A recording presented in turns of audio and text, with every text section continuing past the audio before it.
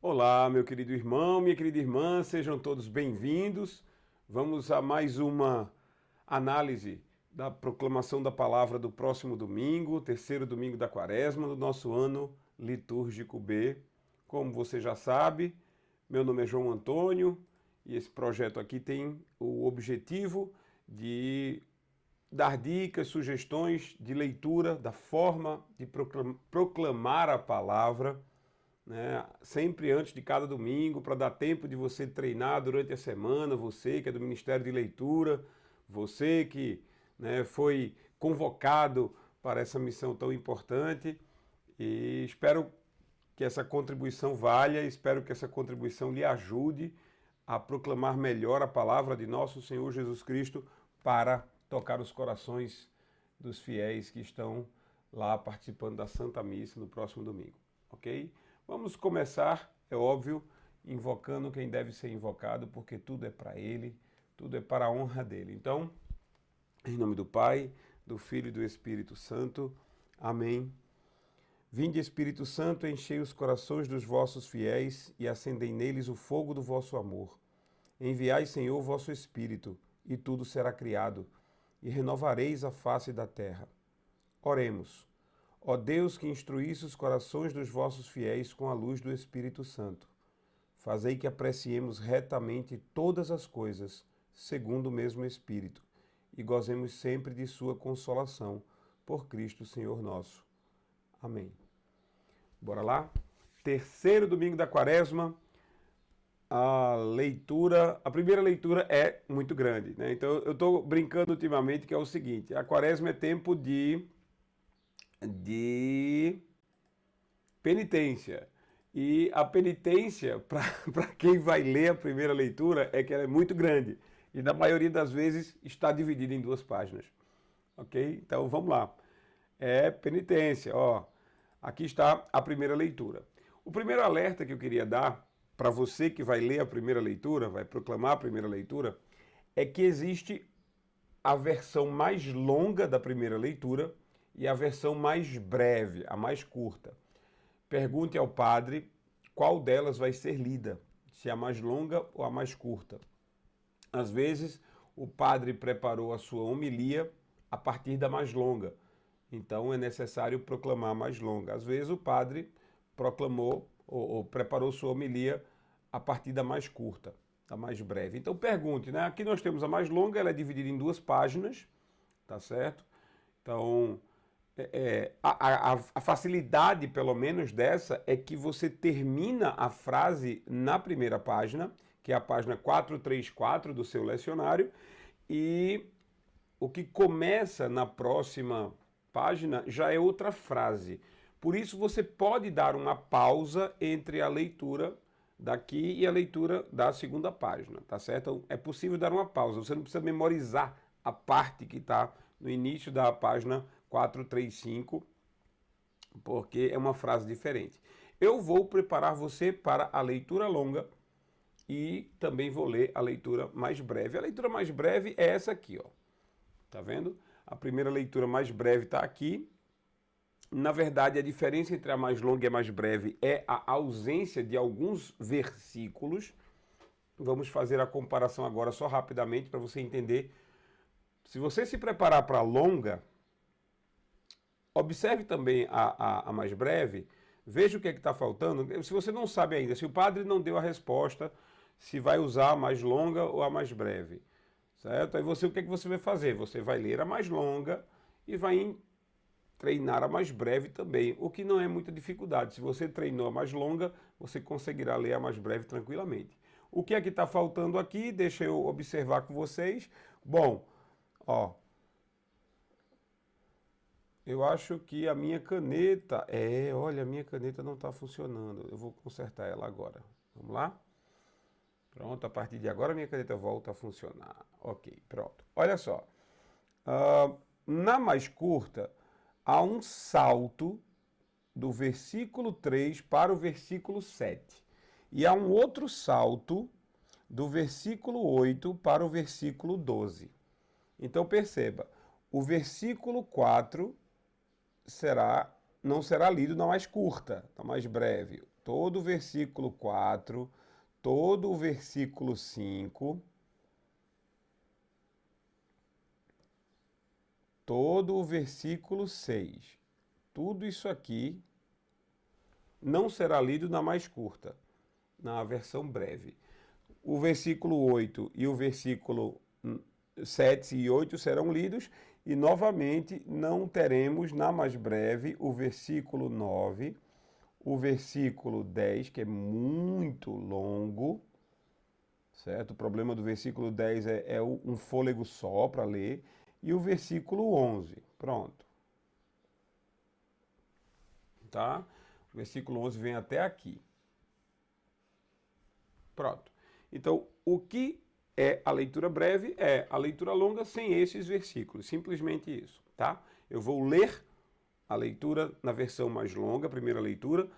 Vamos dar as dicas de como ler e isso já vai servir para a mais breve, tá? Bora lá. Aqui nós temos a primeira leitura que diz o seguinte: naqueles dias, Deus pronunciou todas estas palavras. Narrador falando, né? Naqueles dias, Deus pronunciou todas essas palavras. O primeiro erro que eu aviso que pode cometer é o seguinte: as pessoas não estão acostumadas a falar o pronome demonstrativo da família este. Este, esta, com T. Estas, estes. Por isso, algumas pessoas podem dizer assim: Deus pronunciou todas essas palavras. Tá? Então é possível que esta palavra você cometa o erro de falar essas, certo? É um erro aceitável. Por quê? Porque não vai perder o sentido, certo? Não vai, ninguém vai trocar de sentido quando você usar essas ou estas. Então não se martiriza se você não consegue pronunciar o T tão claramente, né? Deus pronunciou todas essas palavras. O sentido não vai mudar em absolutamente nada. Mas é bom você se preocupar em dizer: Deus pronunciou todas estas palavras. Deus pronunciou todas estas palavras, tá? Eu sou o Senhor teu Deus que te tirou do Egito, da casa da escravidão. Então, uma pausa entre Egito e da casa da escravidão, tá certo? Tem uma vírgula ali.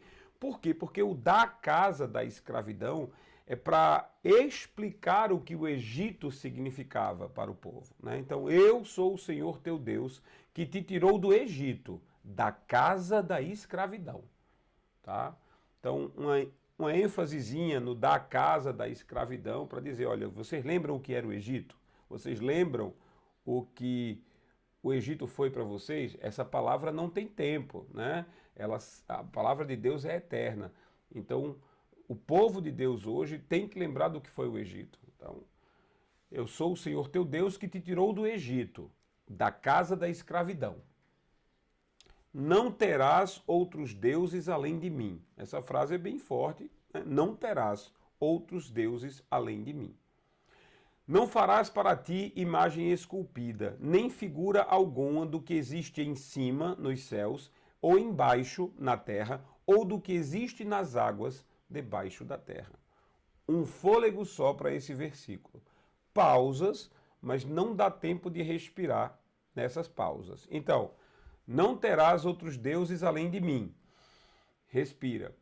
Não farás para ti imagem esculpida, nem figura alguma do que existe em cima, nos céus, ou embaixo, na terra, ou do que existe nas águas, debaixo da terra. Perceba que existe uma separação, existem vírgulas aqui, e você pode fazer aquela pausa da vírgula para enfatizar. Não farás imagem esculpida, nem de figura alguma do que existe em cima da terra. Essa parte aqui não tem pausa. A expressão nem figura alguma e do que existe em cima estão em linhas diferentes. Você sente aquela necessidade de fazer uma pausa porque estão em linhas diferentes. Uma linha em cima, uma linha embaixo. Mas não tem pausa, tá certo? Nem figura alguma do que existe em cima, agora, nos céus, nos céus é a explicação do em cima. Então você pode enfatizar um pouco. Todas as vezes que você fala e você quer explicar alguma coisa, você dá aquela ênfase, né, não? Então assim, olha, fulano, filho de fulano, por exemplo, Simão, filho de Jonas, aquela ênfase para dizer, explicar quem é Simão. Óbvio que na proclamação da palavra a gente não vai fazer uma ênfase como a gente faz numa conversa, né? Uma conversa informal. Mas é necessário que se faça a ênfase, certo? Então, não farás para ti imagem esculpida. Respirou, né? Aliás, perdão, olha o erro. Lá em cima, você vai respirar no parágrafo em cima, no versículo em cima. Não terás outros deuses além de mim. Respirou, porque agora vem. Não farás para ti imagem esculpida, nem figura alguma do que existe em cima, nos céus, ou embaixo, na terra, ou do que existe nas águas, embaixo, debaixo da terra. Certo? De novo. Não farás para ti imagem esculpida, nem figura alguma do... Olha, eu cometendo o erro que eu quero que vocês não cometam. Tá vendo? Ao vivo é isso, tá? Não farás para ti imagem esculpida, nem figura alguma do que existe em cima, nos céus, ou embaixo, na terra, ou do que existe nas águas, debaixo da terra. Ok? Não te prostrarás diante desses deuses, nem lhes prestarás culto, pois eu sou o Senhor teu Deus, um Deus ciumento. Essa expressão, um Deus ciumento, é a explicação do porquê Deus está dando essa dica para a gente. Por que ele está dando essa recomendação? Não. Por que ele está dando esse mandamento para a gente? Porque ele é um Deus ciumento. Certo? Então, não te prostrarás diante desses deuses, nem lhes prestarás culto, pois eu sou o Senhor teu Deus, um Deus ciumento. Um problema que se pode achar nesse versículo 5. Nem lhes prestará culto. Certo?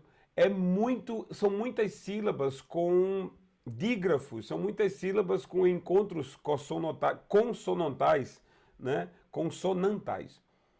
Não te prostrarás. Prostrarás. Pelo amor de Deus, vai diante do espelho, relê essa palavra várias e várias vezes. Não te prostrarás. Não te prostrarás. Prostrarás.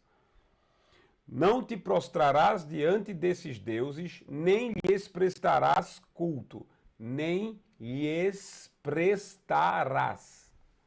Essas são as duas partes mais capciosas, essas são as duas partes mais armadilha que tem aqui nessa parte da leitura, tá certo? Não te prostrarás diante desses deuses, nem lhes prestarás culto, pois eu sou o Senhor teu Deus, um Deus ciumento. Continuando aqui o versículo 5. Castigo a culpa dos pais nos filhos. Ó, aqui como tem um ponto, né? Tem um ponto aqui. Tudo começa aqui. Então essa frase, esse período inteiro começa lá em cima. E tem que ser lido de preferência num fôlego só. Pausas podem ser dadas nas vírgulas, obviamente. Não te prostrarás diante desses deuses, nem lhes prestarás culto, pois eu sou o Senhor teu Deus, um Deus ciumento. Dá para ler tudo desse jeito. E aí você pode começar, dá uma respirada no ponto, você começa. Castigo a culpa dos pais nos filhos, até a terceira e quarta geração dos que me odeiam. Mas uso da misericórdia por 1000 gerações com aqueles que me amam e guardam os meus mandamentos. Percebeu? Começa aqui e só termina aqui. Então veja aí 5 linhas para você fazer num fôlego só. Fazer num fôlego só não significa ler tudo rápido. Você sabe disso. Um erro muito comum é as pessoas ficam nervosas e elas acabam lendo tudo muito rápido. Não é para ler rápido, não é para ler devagar demais e não é para colocar pausa onde não tem. Também não é para tirar pausa onde deveria ter. É para prestar atenção, as pontuações ajudam, a divisão das linhas às vezes não ajuda, certo? Em como está disposto no lecionário, às vezes não ajuda a divisão das linhas. Vamos lá. Castigo a culpa dos pais nos filhos até a terceira e quarta geração dos que me odeiam. Então, daqui, preste atenção, para cá, não tem pausa. Está dividido em duas linhas, mas é para ler de uma vez só. Castigo a culpa dos pais nos filhos até a terceira e quarta geração dos que me odeiam. Mas uso da misericórdia por 1000 gerações com aqueles que me amam e guardam os meus mandamentos.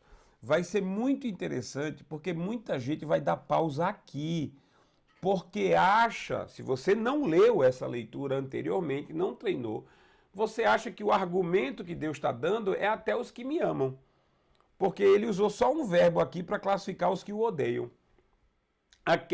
Faço isso com aqueles que me odeiam e faço aquilo outro com aqueles que me amam. Aí muita gente para de ler no amam e usa a entonação de parada como se o argumento, como se a frase que Deus está dizendo parasse aí. Ela não para aí, certo? Nós temos isso aqui depois. Castigo a culpa dos pais nos filhos até a terceira e quarta geração dos que me odeiam. Mas uso da misericórdia por 1000 gerações com aqueles que me amam e guardam os meus mandamentos. Aí você para. Tá? Prestou atenção? Não pronunciarás o nome do Senhor teu Deus em vão. Desculpa, eu dei uma pausa, não devia. Não pronunciarás o nome do Senhor teu Deus em vão, porque o Senhor não deixará sem castigo quem pronunciar o seu nome em vão. Tá? De novo, aqui não tem pausa, passa direto para cá. Lembra-te de santificar o dia de sábado. É só uma frase, o versículo 8 é só uma frase, rapidinho. Lembra-te de santificar o dia de sábado. Trabalharás durante 6 dias e farás todos os teus trabalhos, mas o 7º dia é sábado, dedicado ao Senhor teu Deus. Trabalharás durante 6 dias e farás todos os teus trabalhos, mas o 7º dia é sábado dedicado ao Senhor teu Deus. Não farás trabalho algum. Aí olha como você vai listar para as pessoas prestarem atenção em cada coisa que está sendo dita, certo? É uma lista. As vírgulas indicam elementos de uma listagem. Não farás trabalho algum, nem tu, nem teu filho, nem tua filha, nem teu escravo, nem tua escrava, nem teu gado, nem o estrangeiro que vive em tuas cidades. Faz um salto, levantado rápido da voz, né? Assim, não é levantar em volume, é intensidade do que você está dizendo. Eu faço o gesto contando, porque eu sou professor e quando eu estou na sala de aula, as listas eu fico contando para chamar a atenção do aluno. Você não pode fazer isso lá no ambão, tá certo? Você vai fazer isso com a sua voz. Você vai indicar a sequência, indicar que existe uma lista com a sua voz. Não farás trabalho algum, nem tu, nem teu filho, nem tua filha, nem teu escravo, nem tua escrava, nem teu gado, nem o estrangeiro que vive em tuas cidades. Aí essa frase, essa parte, o estrangeiro que vive em tuas cidades, você pode ir diminuindo a intensidade do que fala, porque isso vai dar ao ouvinte a certeza que você está parando de apresentar a sua ideia. Aquela sentença, aquele período que Deus está falando, aquele pedaço de texto que Deus está falando, aquele mandamento, está terminando, certo? Nem o estrangeiro que vive em tuas cidades. Porque o Senhor fez em 6 dias o céu, a terra e o mar, e tudo o que eles contêm. Porque o Senhor fez em 6 dias o céu, a terra e o mar, e tudo o que eles contêm. Mas no 7º dia descansou. Eu acho que essa paradinha na última, mas no 7º dia descansou. Deixar bem claro a importância do 7º dia, já que é isso que o versículo, esses 2 versículos estão falando. Certo? Só que olha só, essa frase, mas no 7º dia descansou. Ela para por aí. Você tem tempo de olhar para outra página, certo? Você tem tempo de olhar para outra página, de virar os olhos. Você está aqui olhando para a parte de baixo da página 434. Você está olhando para a parte de baixo. Terminou essa parte. Aí você vai se levantar, seu olho vai levantar para observar a parte de cima da página 435. Dá tempo. Não precisa decorar, como foi em outros domingos, não precisa decorar a frase porque você vai começar outra, certo? Então, por isso o Senhor abençoou o dia do sábado e o santificou. Por isso o Senhor abençoou o dia de sábado, o dia do sábado, vê aqui, ó. Eu, quando estava ensaiando, cometi muitas vezes esse erro. O dia do sábado e não o dia de sábado. Faz alguma diferença para o texto? Não. De entendimento, não. Mas ali está do. Então vamos falar do, né? Por isso o Senhor abençoou o dia do sábado e o santificou. Honra teu pai e tua mãe, para que vivas longos anos na terra que o Senhor teu Deus te dará. Honra teu pai e tua mãe, para que vivas longos anos na terra que o Senhor teu Deus te dará. Ok? Um fôlego só, uma frase só, não são 3 paradas, só estão em 3 linhas, mas não devem ser lidos como coisas separadas. É comum fazer assim: honra teu pai e tua mãe, para que vivas longos anos na terra que o Senhor teu Deus te dará. Não são 3 frases, é uma só. Honra teu pai e tua mãe, para que vivas longos anos na terra que o Senhor teu Deus te dará. Ponto. Começa aqui, termina aqui. Está percebendo como é comum o erro e o que é que deve ser feito?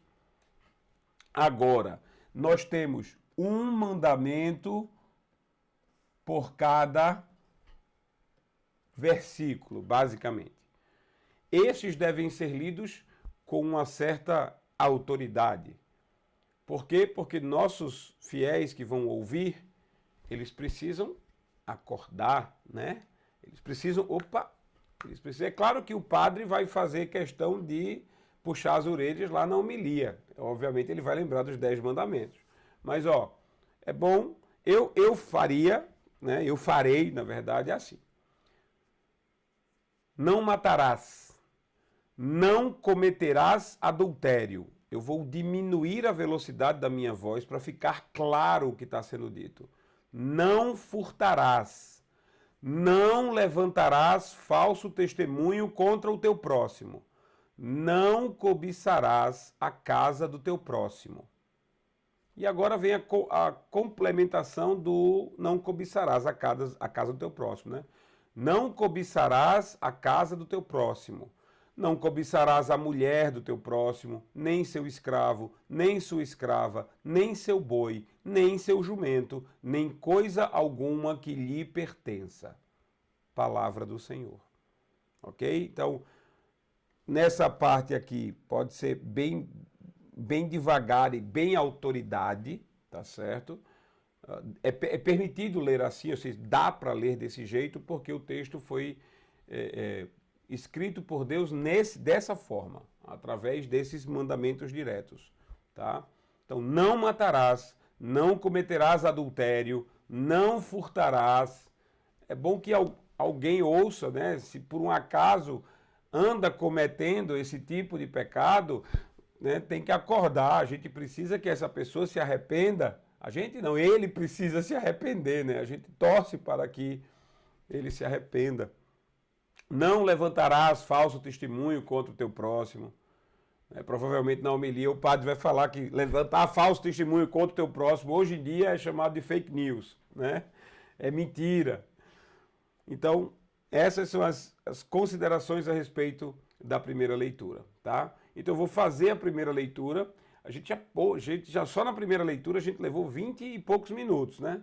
Esse vídeo vai ser um pouco mais longo porque essa leitura é grande e exige muitos detalhes. Eu vou ler a primeira leitura longa toda e vou ler depois a primeira leitura a mais breve, tá certo? Mas as dicas de leitura são as mesmas, certo? Aqui é mais breve. Bora lá. Leitura do livro do Êxodo. Ó, é Êxodo. Êxodo, tá certo? É um X ali, tudo, mas sendo som de Z e a sílaba forte é o E, certo? Então, leitura do livro do Êxodo. Naqueles dias, Deus pronunciou todas estas palavras. Eu sou o Senhor teu Deus que te tirou do Egito, da casa da escravidão. Não terás outros deuses além de mim. Não farás para ti imagem esculpida, nem figura alguma do que existe em cima, nos céus, ou embaixo, na terra, ou do que existe nas águas, debaixo da terra. Não te prostrarás diante desses deuses, nem lhes prestarás culto, pois eu sou o Senhor teu Deus, um Deus ciumento. Castigo a culpa dos pais nos filhos até a terceira e quarta geração dos que me odeiam, mas uso da misericórdia por 1000 gerações com aqueles que me amam e guardam meus mandamentos. Ao vivo, tá? Castigo a culpa dos pais nos filhos até a terceira e quarta geração dos que me odeiam, mas uso da misericórdia por 1000 gerações com aqueles que me amam e guardam meus mandamentos. Não pronunciarás o nome do Senhor teu Deus em vão, porque o Senhor não deixará sem castigo quem pronunciar seu nome em vão. Lembra-te de santificar o dia de sábado. Trabalharás durante 6 dias e farás todos os teus trabalhos, mas o 7º dia é sábado dedicado ao Senhor teu Deus. Não farás trabalho algum, nem tu, nem teu filho, nem tua filha, nem teu escravo, nem tua escrava, nem teu gado, nem o estrangeiro que vive em tuas cidades. Porque o Senhor fez em 6 dias o céu, a terra e o mar, e tudo o que eles contêm. Mas no 7º dia descansou. Por isso o Senhor abençoou o dia de sábado e o santificou. Honra teu pai e tua mãe, para que vivas longos anos na terra que o Senhor teu Deus te dará. Não matarás, não cometerás adultério, não furtarás, não levantarás falso testemunho contra o teu próximo, não cobiçarás a casa do teu próximo, não cobiçarás a mulher do teu próximo, nem seu escravo, nem sua escrava, nem seu boi, nem seu jumento, nem coisa alguma que lhe pertença. Palavra do Senhor. Antes de eu ler a versão breve, eu queria só dar um comentário. O que acontece ou o que você deve fazer se você falha no ato da proclamação, se você enrola a língua feito eu enrolei aqui? Você não vai voltar quanto eu voltei. Você vai reler aquela palavra, você nem vai dizer desculpe, assim, desculpe, não, é normal errar, tá? Então, eu nem guardo os meus mandamentos. E guardam os meus mandamentos. Repete aquela frase e aí você continua. Calma, não se preocupa, não fica afobado, nervoso se você cometer algum erro. É comum. Quanto mais você ensaia antes, menos provável é cometer erro. Mas se você cometer, porque todos somos falhos, né? Eu cometo erros quando estou proclamando, então continua lendo. Certo? Você diz, embolou na palavra mandamentos. Ok, aí você faz. E guardam os meus mandamentos. Pronto, repete a palavra e continua, tá? E não fica nervoso, certo? Bora lá, próxima. Próxima aqui, deixa eu ver. Ela em modo breve. E a gente já está indo para meia hora. Pelo menos a segunda leitura é pequenininha. E aí a gente consegue analisar ela rápido. Leitura do livro do Êxodo. Naqueles dias, Deus pronunciou todas estas palavras. Eu sou o Senhor teu Deus que te tirou do Egito, da casa da escravidão. Não terás outros deuses além de mim. Não pronunciarás o nome do Senhor teu Deus em vão, porque o Senhor não deixará sem castigo quem pronunciar seu nome em vão. Lembra-te de santificar o dia de sábado. Honra teu pai e tua mãe, para que vivas longos anos na terra que o Senhor teu Deus te dará.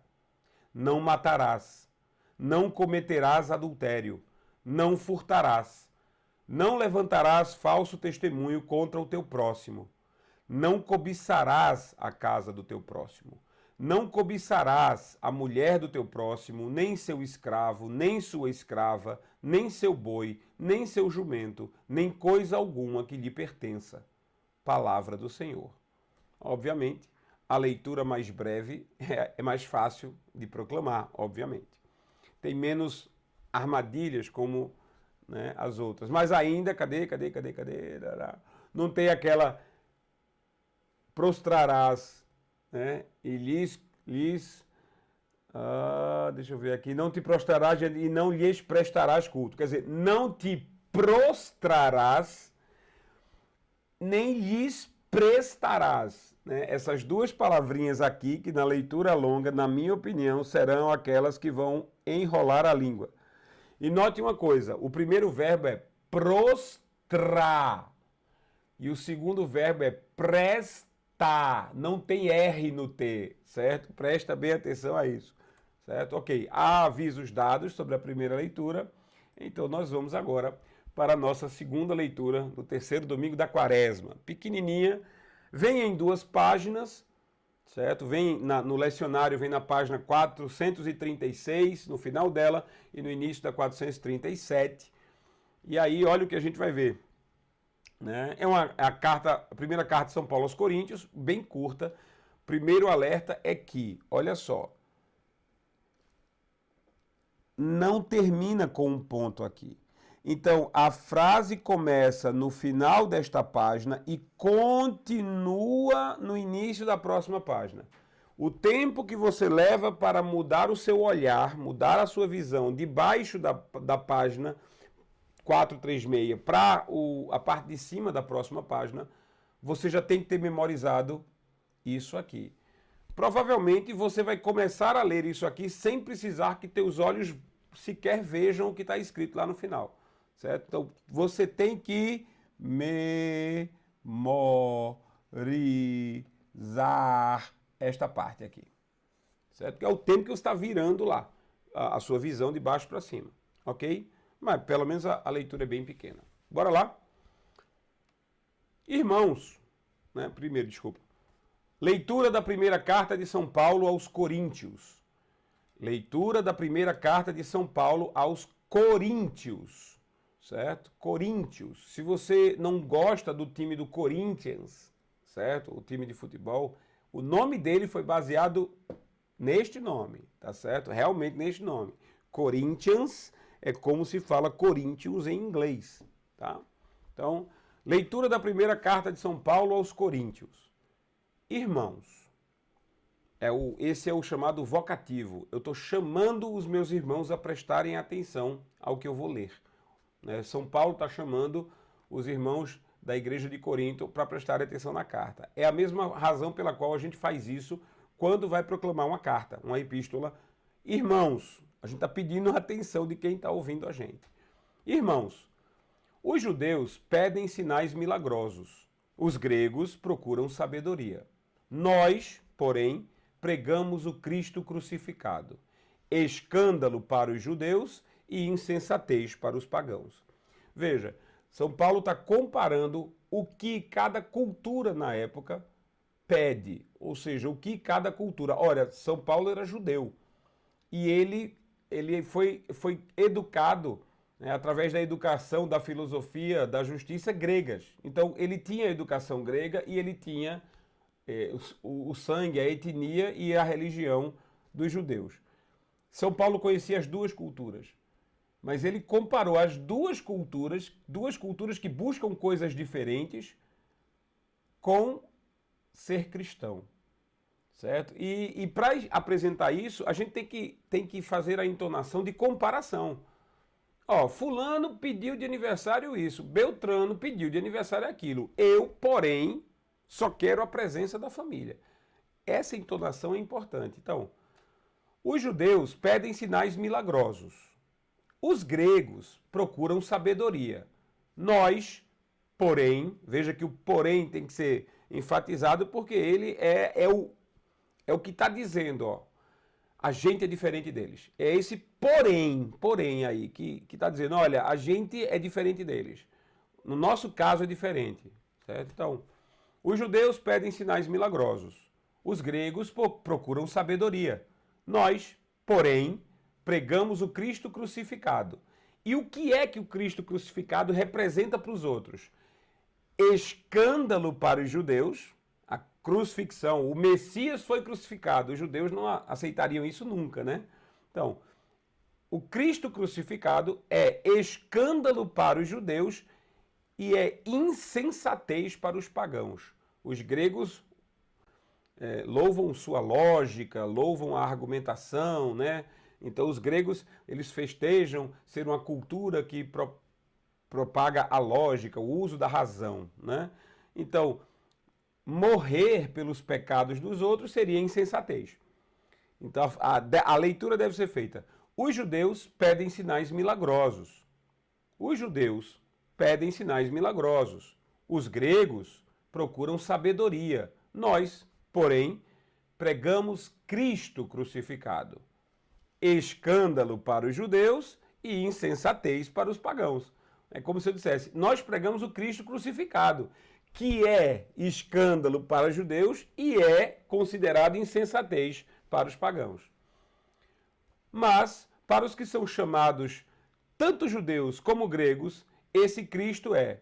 Porque, olha só, mas, para os que são chamados, ou seja, aqueles que foram chamados por Jesus Cristo, mas, para os que são chamados, sejam eles judeus ou gregos, ou seja, os cristãos que foram convertidos, não importa se eles eram judeus, não importa se eles eram gregos, não importa se eles professavam a lei judaica, mosaica, não importa se eles vieram da cultura grega. Mas, para os que são chamados, tanto judeus como gregos, esse Cristo é poder de Deus e sabedoria de Deus. Pois o que é dito insensatez de Deus é mais sábio do que os homens. E o que é dito fraqueza de Deus é mais forte do que os homens. Então, seria assim. Irmãos, os judeus pedem sinais milagrosos. Os gregos procuram sabedoria. Nós, porém, pregamos o Cristo crucificado, escândalo para os judeus e insensatez para os pagãos.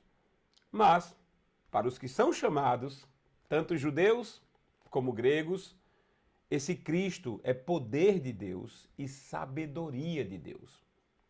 Uma ênfase aqui, né, seria interessante. Aqui a gente já vai acalmando o tom, mas seria uma ênfasezinha nas palavras poder e sabedoria. Mas, para os que são chamados, tanto judeus como gregos, esse Cristo é poder de Deus e sabedoria de Deus. Pois o que é dito insensatez de Deus é mais sábio do que os homens. E o que é dito fraqueza de Deus é mais forte do que os homens. Palavra do Senhor. Uma última leitura, já que eu interrompi aqui, né? Uma última leitura direta. Leitura da primeira carta de São Paulo aos Coríntios. Irmãos, os judeus pedem sinais milagrosos, os gregos procuram sabedoria. Nós, porém, pregamos Cristo crucificado, escândalo para os judeus e insensatez para os pagãos. Mas, para os que são chamados, tanto judeus como gregos, esse Cristo é poder de Deus e sabedoria de Deus. Pois o que é dito insensatez de Deus é mais sábio do que os homens. E o que é dito fraqueza de Deus é mais forte do que os homens. Palavra do Senhor. Eita, hoje a gente levou muito tempo, quase 40 minutos, né? Bom, eu queria mais uma vez agradecer a você, meu irmão, minha irmã, por ter me dado a honra de me acompanhar aqui, por ter assumido esse ministério, por ter assumido essa missão, que é muito importante. Lembre-se disso. Às vezes, a única presença de Deus que alguns de nossos irmãos que vão à Santa Missa têm é quando você proclama para Ele. É quando você toca o coração dela. Veja como é importante a proclamação correta. Às vezes, a única centelha de Deus que esses fiéis sentem, o único toque de Deus no seu coração vem da tua proclamação daquela palavra. É importante. A tua missão é muito importante. Muito obrigado. Que Deus nos abençoe. Nós estivemos aqui reunidos em nome do Pai, do Filho e do Espírito Santo. Louvado seja o nosso Senhor Jesus Cristo. Para sempre Ele seja louvado. Deus te abençoe, boa semana, boa proclamação.